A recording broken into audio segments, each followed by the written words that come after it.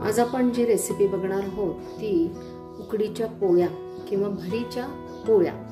तर रेग्युलर पोळ्या म्हणजे चपात्या आपण ज्या करतो त्या साध्या गव्हाच्या प्लेन पिठाच्या चपात्या किंवा पोळ्या करतो। काही जण चपात्या म्हणतात, काही जण पोळ्या म्हणतात। तर आपण आज ज्या पोळ्या बघणार आहोत त्या भरीच्या पोळ्या बघणार आहोत। आता भरीच्या पोळ्यांमध्ये एक थोडंसं वेगळेपण असं असतं की पुरणपोळी जी आहे त्याच्यामध्ये आपण कसं की मैद्याचं कणिक जे आहे ते मळतो, मैदा किंवा गहू जे काही प्रत्येकाला आवडतं त्यानुसार, आणि मग त्याच्यामध्ये आपण जसा तो गोळा गव्हाच्या पिठाचा घेतो आणि त्याच्यामध्ये आपण पुरण भरतो आणि मग ती पोळी लाटतो, त्याला आपण पुरणपोळी म्हणतो।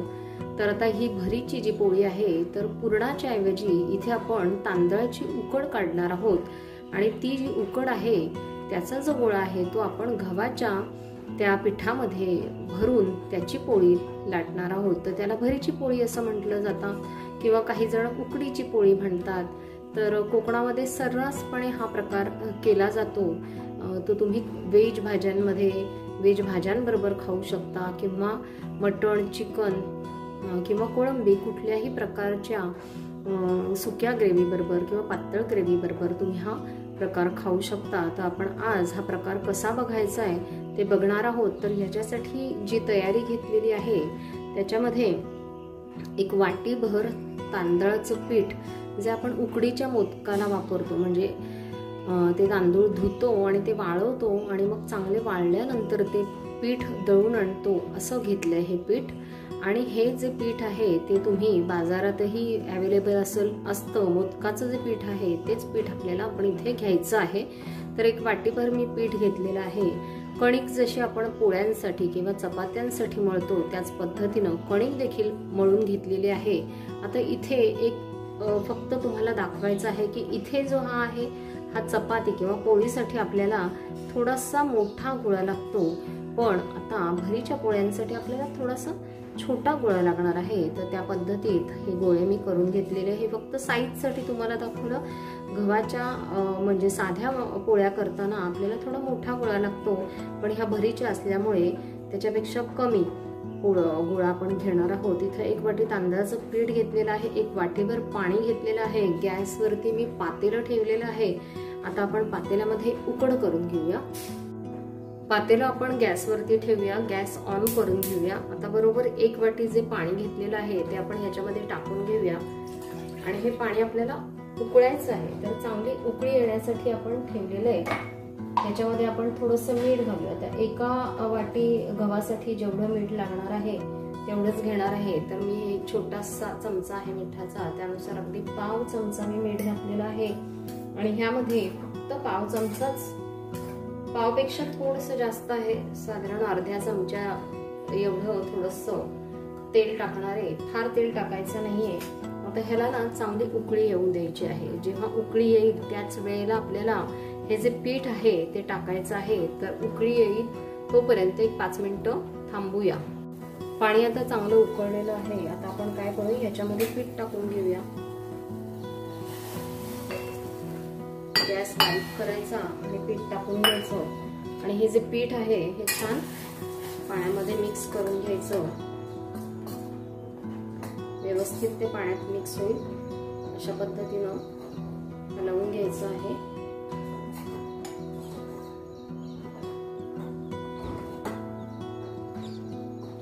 तर आपल्याला ह्याच्यावरती अगदी 1 मिनिटासाठी झाकण ठेवून द्यायचंय।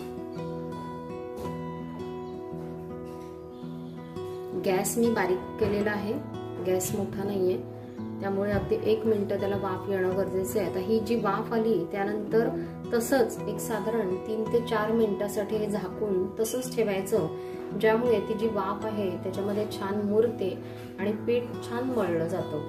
म्हणजे साधारण 3 ते 4 मिनिटं थोडं वाफ, गरम असतं ते एकदम गरम मळणंही शक्य नसतं। ती वाफ थोडी थंड होते, ती जिरते देखील त्या पिठामध्ये छान आणि मग आपण मळून घ्यायचं। आता आपण साधारण 1 मिनिट झालेलं आहे, आपण गॅस घालवून टाकूया आणि आता साधारण 3 ते 4 मिनिटासाठी हे तसंच ठेवूया। आता आपण साधारण 3 ते 4 मिनिटं झालेली आहे। बघा यातली वाफ कशी आहे।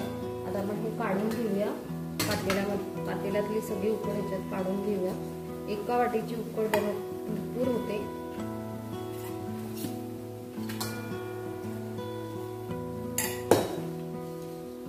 वाटीला आपण तेल लावून घेऊया आणि वाटीला आपल्याला ह्या सगळ्या उकडीमध्ये गाठी आहेत या सगळ्या मोडून घ्यायच्या आहेत। या गाठी जेव्हा आपण मोडतो त्यावेळेलाच ती उकड अगदी मऊ होते। जर गाठी तशाच राहिल्या तर त्याच्यामध्ये लाटताना ती गाठ येते आणि मग ती पोळी फुटते। आपण मोदक जेव्हा करतो त्यावेळेला देखील या गाठी मोडून घेणं फार गरजेचं आहे। या गाठी मोडून त्यानंतरच आपण याला आवश्यक तेवढं पाणी लावून मळून घेणार आहोत।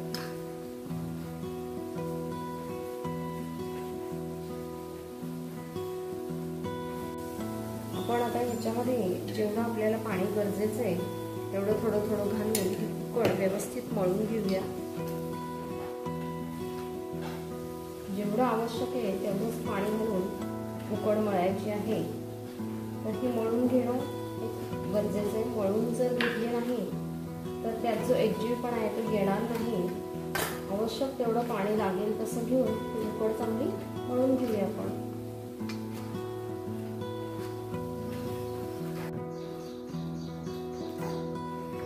ह्याच्यामध्ये आवश्यक तसं थोडं थोडं पाणी टाकून मळून घेतलेलं आहे। एका वेळेला पाणी कधीच टाकायला जायचं नाही। जसं लागेल तसं 1 चमचा 2 चमचे असे पाणी टाकून ही उकड आवश्यक त्या पद्धतीत आपल्याला मऊ करून घ्यायची आहे।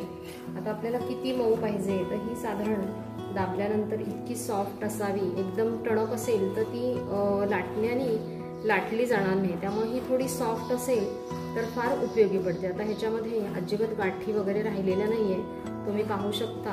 तर आता आपल्याला जे पोळीचं जे आपण कणिक घेतलेलं आहे त्याच्यापेक्षा ही उकड थोडी जास्त घ्यायची आहे। पुरणपोळी आपण जसं प्रमाण ठेवतो त्या प्रमाणामध्ये हा गोळा मी करून घेते आहे। असे आपण गोळे तयार करून घेऊया म्हणजे ते लाटायच्या वेळेला बरे पडतात पटकन घ्यायला।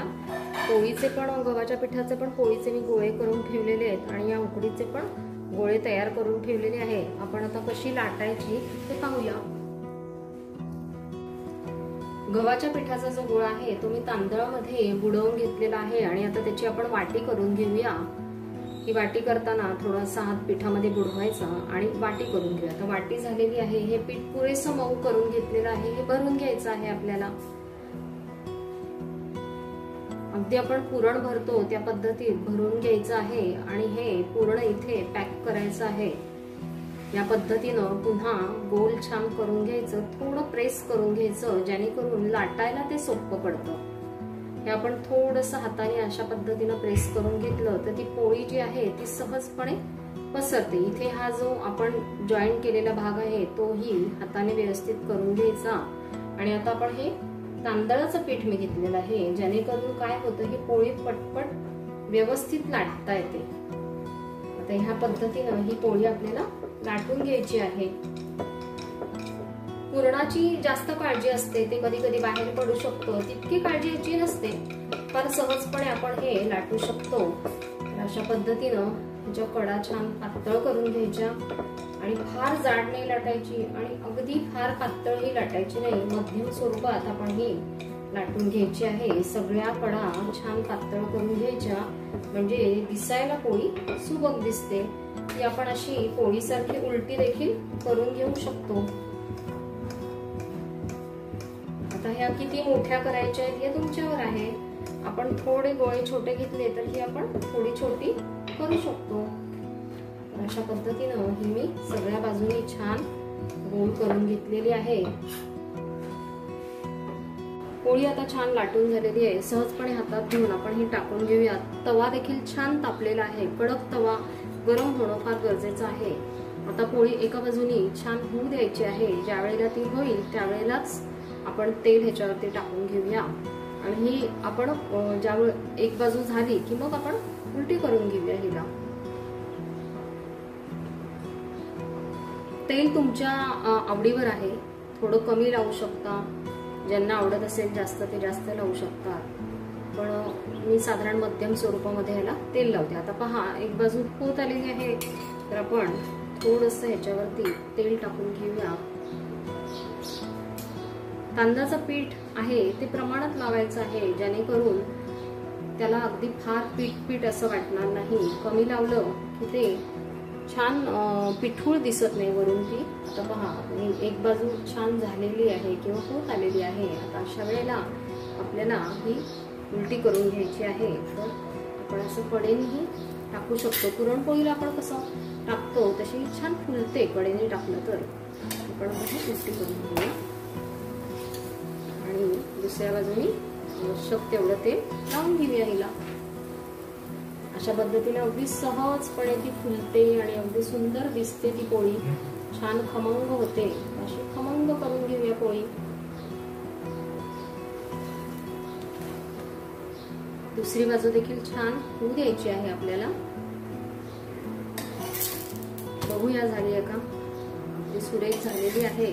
आता आपण ही पोळी जी आहे ती काढून घेऊया ताटामध्ये. गॅस घालवून टाकूया. पोळी ताटात काढून घेऊया. तुम्ही पाहू शकता की तिला अगदी छान पदरही सुटलेले आहे. ही कशी दिसते मी ही देखील तुम्हाला थोडीशी आतूनही दाखवते ही कशी दिसते ती. तुम्ही पाहू शकता ही पोळी इतकी छान लुसलुशीत आणि नरम आहे. आता तुम्हाला मी ही या पद्धतीनं कट करून दाखवते, जेणेकरून ती छान भरीची पोळी आहे तर त्याचं लेअर कसे पडतात ते तुम्हाला समजतील. पहा, याच्यामध्ये लेयर्स पडलेले आहेत.